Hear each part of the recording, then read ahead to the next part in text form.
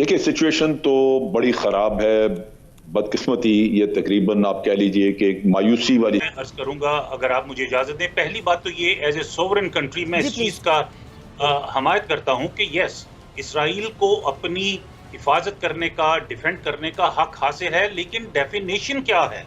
पहली तो बात यह है कि मेरे ख्याल है कि पाकिस्तान के समेत पूरे दुनिया के मुसलमानों की जो ईद थी वो कोई फीकी थी। उसकी वजह यह है कि जिस तरह से जुल्म और हमने दहशत गर्दी, एक रियासती दहशत गर्दी जो है वो देखी फ़लस्तीन के अंदर, उस पर सबके दिल दुखी थे।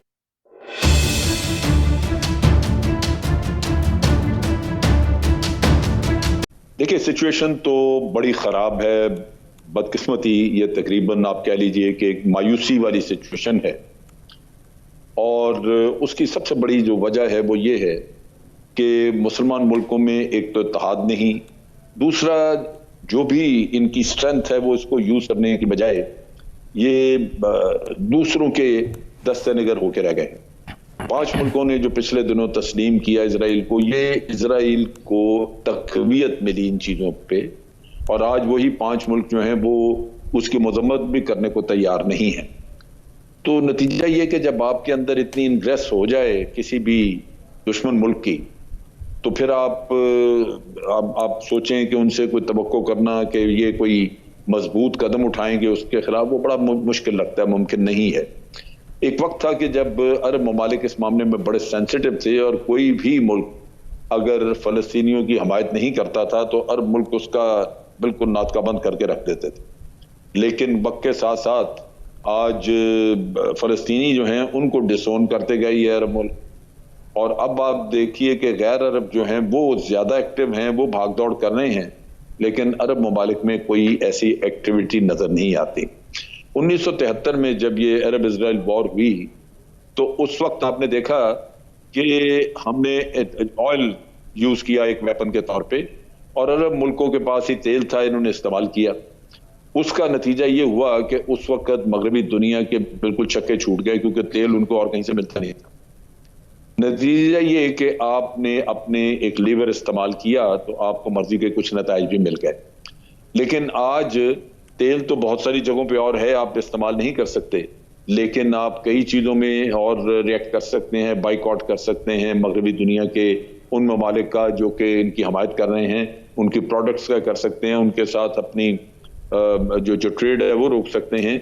उसके साथ साथ इसराइल को जिन जिन मुल्कों ने 4-5 ने रिकग्नाइज किया, वो रिकग्निशन अपनी रिवर्स कर सकते हैं, अपने सफीर बुला सकते हैं। वो इसराइल के लिए बहुत इंपॉर्टेंट है।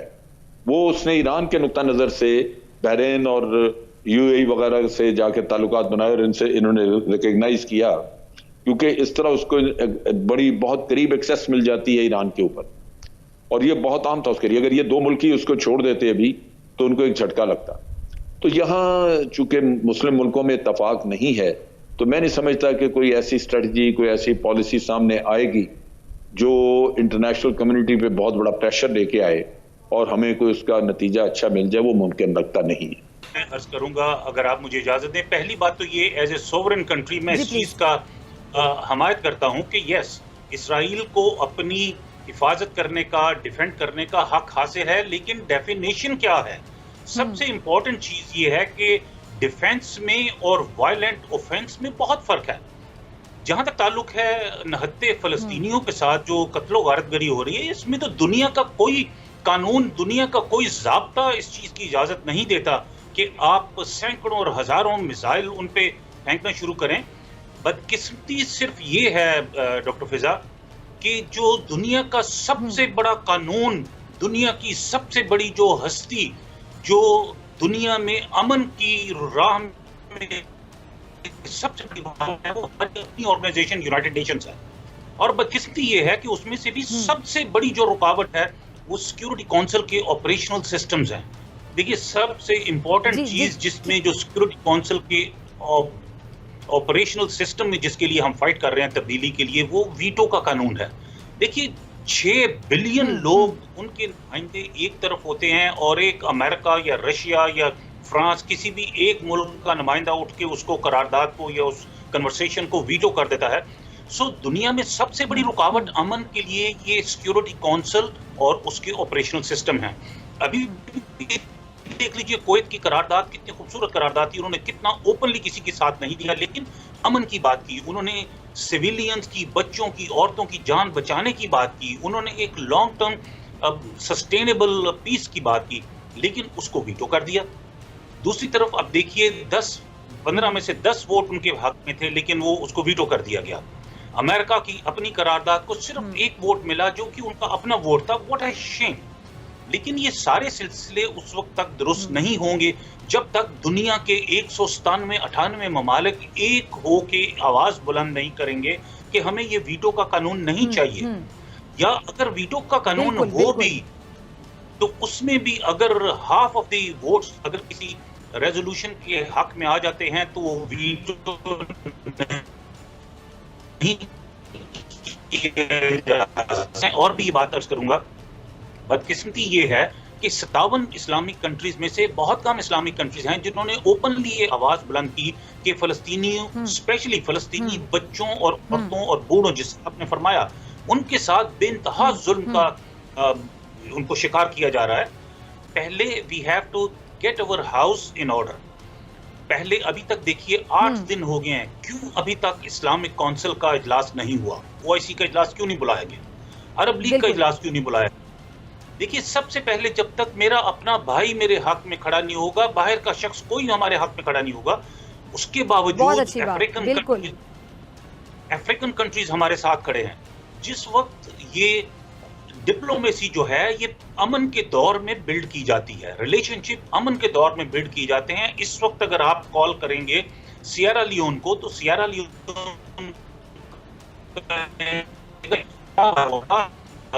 जिस वक्त मेरे मुल्क में प्रॉब्लम्स थी, खाना जंगी हो रही थी, उस वक्त आप लोगों ने मुझे सपोर्ट नहीं किया। देखिए, रिलेशनशिप बिल्ड करने में टाइम लगता है।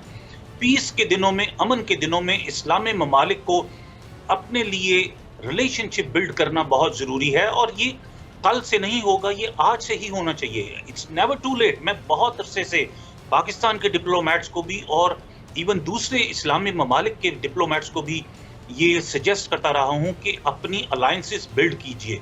देखिए, फलस्तीन पे जुल्म हो रहा है, कश्मीर पे जुल्म हो रहा है, दुनिया के हर मुल्क को पता है।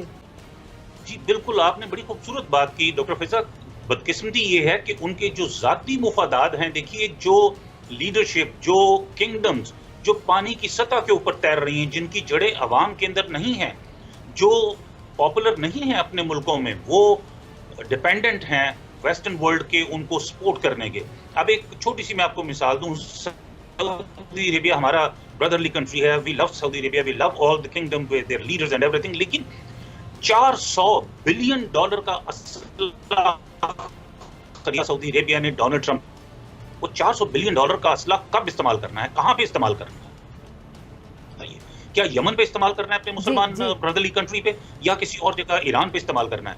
देखिए, दुनिया की 60% जो दौलत है, जो वेल्थ है, वो 57 इस्लामिक मुल्कों के दरमियान कंसंट्रेटेड है। कब इस्तेमाल करेंगे उस पैसे को, कब इस्तेमाल करेंगे उस फौज को, कब इस्तेमाल करेंगे उस असले को?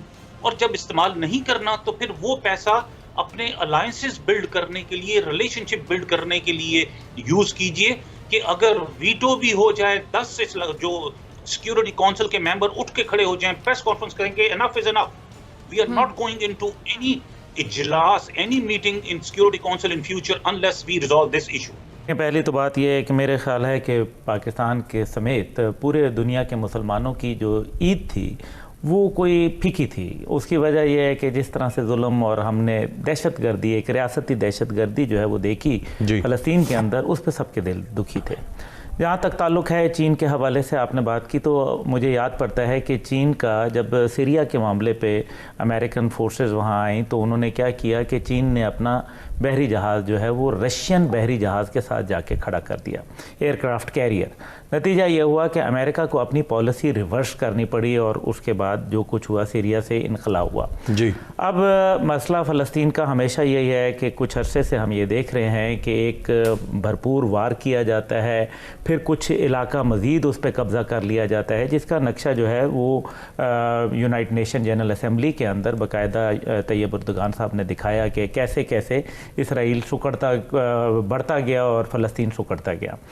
اب چین کی جانب سے ایک مضبوط بیان جو ہے وہ یقیناً ایک اہمیت کا حامل ہے، اور میرا خیال ہے کہ چین اور روس کے درمیان میں کافی چیزوں میں مماثلت پائی جاتی ہے، کیونکہ یہ ایک نیا بلاک ہے، اور ظاہر ہے نیا بلاک جس نے استعمار کو چیلنج کیا ہوا ہے، امریکن پاور کو چیلنج کیا ہے۔ اب یہ سارا کچھ ایک دہشت گردی جو دیکھنے میں آئی، جس کو کہا گیا کہ رائٹ آف ڈیفینس، بات یہ ہے کہ افینس شروع کس نے کیا؟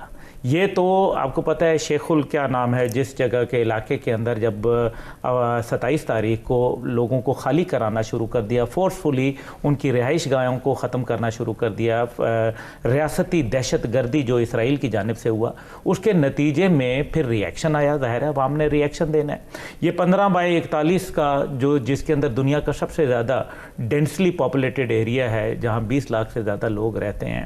اب مسئلہ یہ ہے کہ ہر بار 3-4 سال کے بعد ایک لڑائی ہوتی ہے، اس کے بعد پھر معاملہ ٹھنڈا ہو جاتا ہے، لیکن وہ اتنی دیر میں مزید آگے بڑھ چکے ہوتے ہیں۔ مسلمان دنیا، جیسے جنرل صاحب نے فرمایا، بالکل درست ہے کہ مسلمان دنیا کے اندر وہ اتحاد، وہ اتفاق، وہ اخوت، وہ بھائی چارہ